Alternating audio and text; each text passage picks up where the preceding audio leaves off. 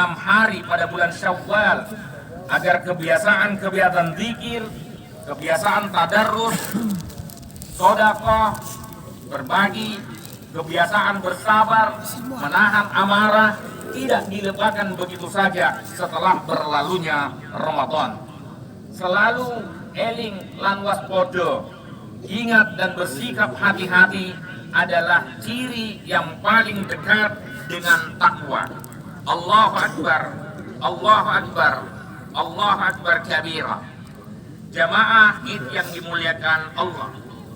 Dalam Quran surat Ali Imran 134, Allah menyebutkan 4 ciri orang yang bertakwa calon penghuni surga, yaitu alladzina yunfiquna fis sarra'i wad dharra wal kadhibina al ghaidh wal 'afina 'anil nas wallahu yuhibbul muhsinin. Ada ayat sebelumnya yakni Ali Imran 133 memerintahkan kepada kita agar bersegera menuju kepada ampunan dan surga yang disiapkan Allah. Wasari'u ila maghfiratin min rabbikum wa jannatin arduha as-samawati wal ard uiddat lil muttaqin. Insyaallah permohonan ampun kita kepada Allah saat melakukan ibadah di bulan Ramadan, apakah itu shaum man shoma ramadhana imanan wa ihtisaban, apakah itu qiyamul ramadan man qama ramadhana imanan wa ihtisaban, selama dilakukan dengan dasar iman dan ikhlas semata mengharapkan ridhonya Allah, maka ghufira lahu ma taqaddama min dambi, diampuni dosa-dosa kita sebelumnya.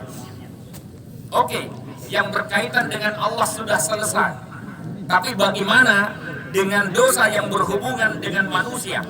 Apakah dia juga otomatis diampuni?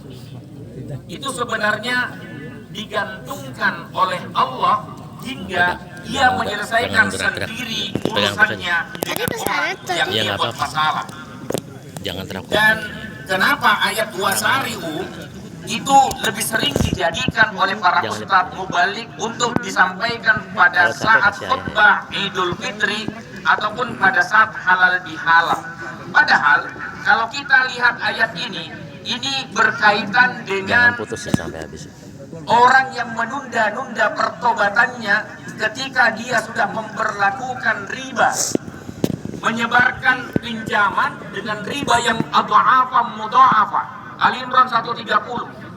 Jadi baca yang sebelumnya.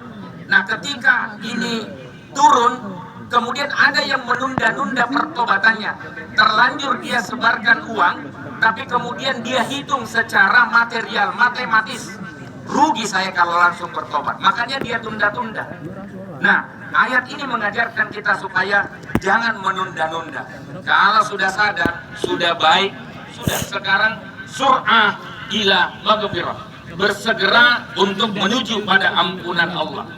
Jadi kalau kita gabungkan Ali Imran 133, 134, maka ada 5 syarat atau ciri orang yang bertakwa. 1 berkaitan dengan Allah, kesegeraan untuk minta ampun pada Allah, dan 4 lainnya itu berhubungan dengan sesama manusia, yaitu wal kadhiminal ghaib. Pertama, alladzina yunfiquna fis sarra wad dharra, orang yang gemar berinfak dalam kondisi sempit ataupun dalam kondisi lapang. Fis sarra wad dharra, dia lihat saudara-saudaranya yang kebetulan tidak beruntung dari segi ekonomi, dia bantu. Nah, kamu tetap kuliah, tetap sekolah, jangan putus. Ya, kemudian dia lihat saudara-saudaranya di bumi Palestina, dia bantu. Ya, sebab kalau tidak ada kepedulian kita terhadap saudara kita, maka bisa jadi itu nanti yang menghambat kita seharusnya lancar masuk surga, tapi gara-gara tidak ada kepedulian. Seperti mereka dulu peduli dengan kita. Kalau capek bisa. Yang pertama kali mengakui kemerdekaan Indonesia adalah Palestina. Sekarang apa yang kita lakukan? Syutingnya pindah-pindah. Kemudian yang kedua, ke kanan ke kiri. yang ketiga, yaitu jangan terlalu menahan gerak-gerak, amarah. nanti pusing orang. Sesungguhnya amarah atau godok termasuk bagian dari karakter yang dimiliki oleh setiap makhluk Allah, termasuk manusia. Bahkan kadang-kadang marah harus ada pada keadaan tertentu. Misalnya, marah karena Allah, marah karena menyaksikan kemaksiatan, menyaksikan kemungkaran, menyaksikan kebohongan, kecurangan, kezaliman yang dilakukan secara terang-terangan. Itu wajar kita marah, bahkan harus marah. Namun marah harus dihindari pada banyak keadaan karena sering dijadikan sebagai kuda tunggangan setan dalam menjerumuskan manusia. Kenapa kita marah? Biasanya kemarahan kita muncul ketika ada orang yang berperilaku tidak sesuai dengan keinginan kita. Di medsos, di pergaulan masyarakat, kita mendapatkan info yang tidak pada tempatnya. Ya, tapi ingat, setan sering menjadikan itu sebagai kuda tunggangan untuk menjerumuskan kita. Kita seringkali memandang orang lain dengan standar ukuran kita. Padahal, kalau nafsu amarah kita sudah meledak, susah kita mengendalikannya. Dan akibatnya bisa fatal, bisa berakibat buruk bagi diri kita sendiri dan berbahaya bagi orang lain. Contohnya banyak di sekitar kita. Setelah kita lampiaskan kemarahan kita, memang ada kepuasan tersendiri saat itu. Namun ketika kita mulai tenang, baru kita sadari akibat dari kemarahan kita. Tetapi setan sudah terlanjur menang dan kembali mencari strategi baru untuk mengalahkan kita. Pokoknya selama hayat masih dikandung badan, setan akan golek konco, mencari teman, sama-sama nanti di neraka. Maka benar kata Allah, tahap sebelumnya adalah pemberian maaf, yaitu al-kadhib minal ghaib. Tahan amarah supaya perbuatan yang mungkin merusak dihentikan lebih dahulu. Tetapi lebih baik lagi, bagaimana supaya kita tidak mudah marah. Itu sebabnya Islam mengajarkan kita agar husnudzon, ya, husnudzon, berbaik sangka. Insya Allah dengan husnudzon, jiwa kita semakin meningkat ketakwaannya, kita semakin dewasa, dan itu tentu lebih baik bagi diri kita dan orang sekitar kita. Allahu Akbar, Allahu Akbar, Allahu Akbar kabira. Yang keempat, baru al-afina anin nas. Kalau kita kaji dalam Quran, kata al-afu disebutkan sebanyak 35 kali. Semuanya mengandung makna kelebihan. 2 itu bermakna zakat. Khudil afwa wa mur bil ma'rufi wa a'rid 'anil jahilin. Ambillah kelebihan hartanya. Dalam ayat yang lain, wa yas'alunaka madza yunfiqun. Qulil afwa. Mereka bertanya kepadamu tentang apa yang harus mereka zakatkan. Katakan kelebihan. Sudah sewajarnya orang yang berlebih memberikan kepada yang kurang. 33 kata lainnya itu berarti memberikan maaf. Tidak ada satupun dalam Quran itu meminta maaf. Jangan sampai saudara kita minta maaf kepada kita. Kita sudah maafkan dulu, tapi lunasi utangmu dulu, baru kita maafkan. Jadi jangan juga menyimpan-nyimpan utang. Sudah punya uang, tapi tidak juga segera dilunasi. Al-afu itu artinya proaktif, bukan pasif menunggu orang lain minta maaf. Tapi pemberian maaf ini belum cukup bila belum dilanjutkan dengan sikap as-safu, lapang dada. Lalu kita melakukan musafahah, berjabat tangan, itu tanda bahwa kita sudah lapang dada. Wal ya'fu wal yasfahu, berikan maaf kepada mereka dan lapangkan dada kalian. Ala tuhibbuna ayyaghfirallahu lakum. Bukankah kamu juga suka dimaafkan oleh Allah? Wallahu ghafurur rahim. Dan Allah Maha Pengampun lagi Maha Penyayang. Kata Nabi SAW, laisa syadid bisur'ah. Bukanlah yang namanya kekuatan itu dengan kekuatan fisik. Innamas syadidul ladzi yamliku nafsahu 'indal ghadab. Tapi kekuatan itu, orang kuat itu ketika dia mampu mengendalikan emosinya, amarahnya, ketika dia mampu marah. Sebenarnya kalau menampar juga tidak masalah, tapi dia memilih yang terbaik, maafkan. Ya, dalam hadis Ibn Abi Dunya, asyaddukum man malaka nafsahu inda ghadab wa ahlamakum man afal inda qudrah.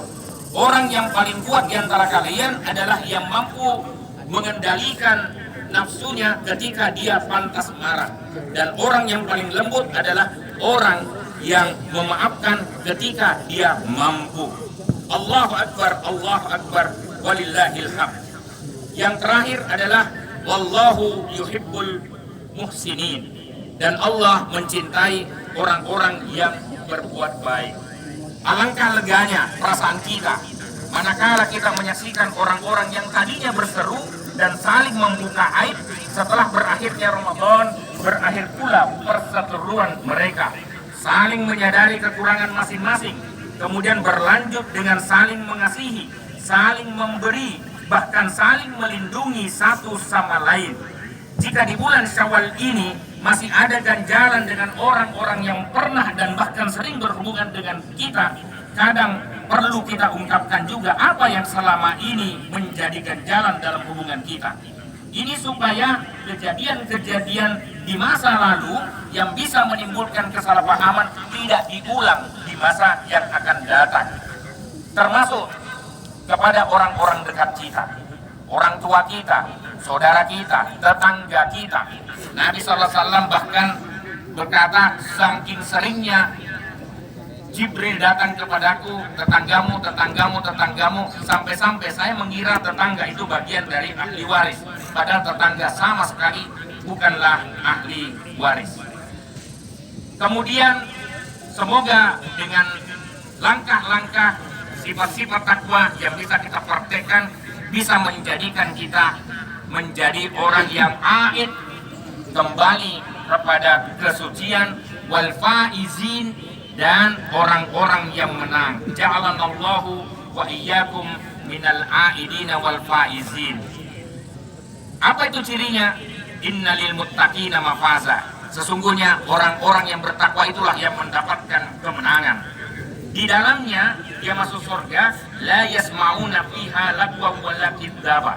Di dalam surga tidak pernah lagi mendengar perkataan sia-sia dan perkataan bohong.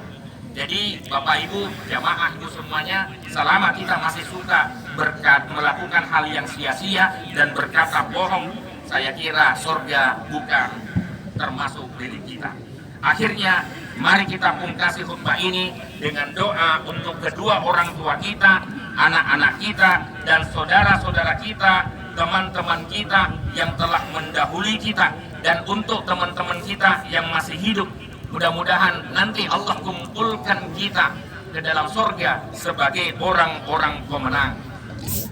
Alhamdulillahi Rabbil Alamin, hamdan yuwafi ni'amahu wa yukafi'u mazidah. Rabbana lakal hamdu kama yanbaghi li jalali wajhika wa 'azimi sultanik.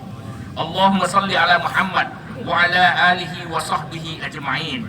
Allahumma ghfir lil muslimina wal muslimat wal mu'minina wal mu'minat al ahya'i minhum wal amwat innaka qaribun mujibud da'wat ya qadiyal hajat.